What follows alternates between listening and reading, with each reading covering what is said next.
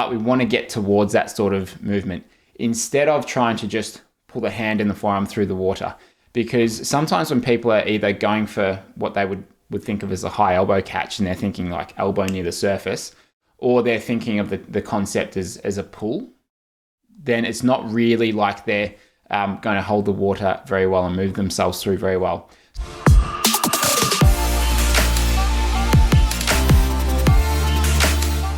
Hi, Brenton here from Effortless Swimming.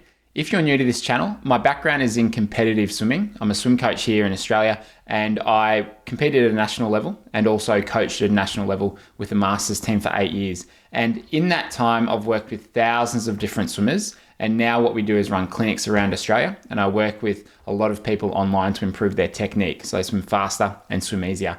And the concept that I want to talk to you about today is the concept of anchoring yourself in the water as opposed to pulling your arm through the water.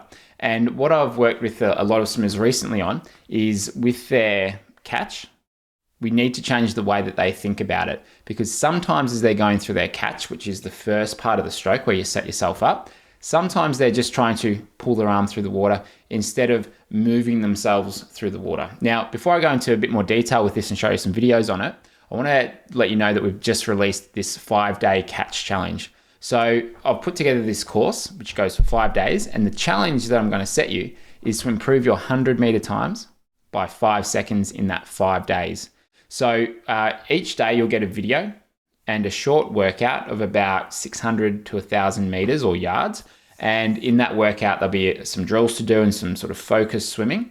And we're going to pick one thing to focus on each day. And you're just going to progressively build up. And over the course of the 5 days, I promise you, you will improve your catch. And the challenge is to improve your 100-meter times by 5 seconds with this better catch. So if you'd like to get started with that, I'm going to put the link below.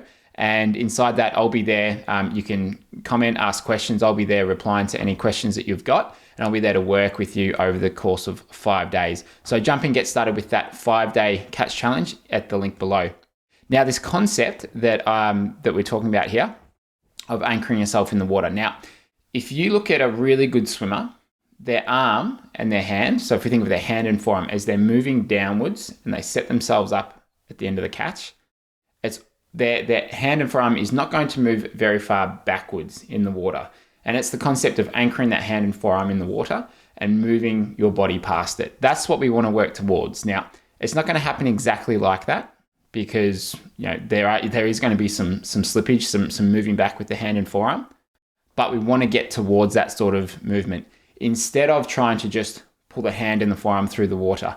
Because sometimes when people are either going for what they would think of as a high elbow catch and they're thinking like elbow near the surface, or they're thinking of the concept as a pull, then it's not really like they're going to hold the water very well and move themselves through very well. So if you can think of setting yourself up to then anchor your hand and forearm in the water to move your body past that where your hand and forearm is anchored in, then that's what we want to work towards.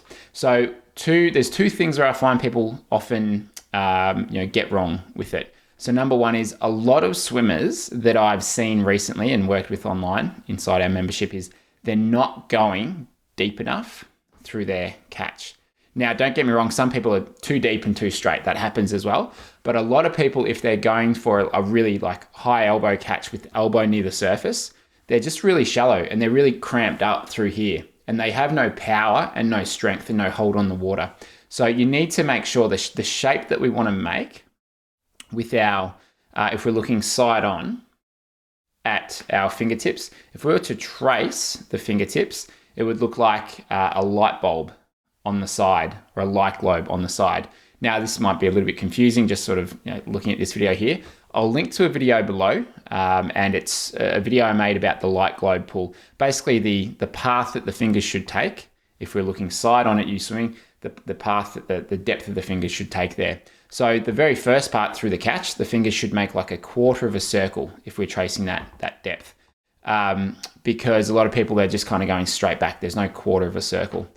So they're not moving downwards enough. So that's the first thing. The second thing, which is somewhat related to it, is that a lot of people often overpower the first part of the stroke. They're trying to rip hard straight away, and they don't give themselves enough time to kind of build up that pressure on their hand and forearm. It's like trying to, if you're driving a car, it's like spinning the wheels where the road might be icy, or you put the accelerator down too hard too early and the wheels will spin. And it's not until they get hot enough and they get traction that you'll start to move. It's the same thing when you're swimming, whereas you just want to gradually build up the speed of the hand and the forearm as you move through it. So don't go for broke. Don't go for overpowering it straight away. You just need to gradually build into it. And it's that concept of slow to fast. And we cover that in the 5-day catch challenge as well. So next time you go to the pool, perhaps you're just experimenting a little bit with that concept of anchoring yourself in the water. And we don't want to do it so you're really muscling your way through the water. Keep relaxed. You got to remove a lot of tension from your body when you're swimming, because you don't move well when you're tense. So you still need to be relaxed as you do it. But with that concept of anchoring, instead of pulling your hand and arm through the water, you might find that you find a bit of extra speed there. So if you'd like to get started on that catch challenge, jump in below. If you have any questions, just put it in the comments as well, and I'll get back to you there. So thanks for watching, and I'll see you next week.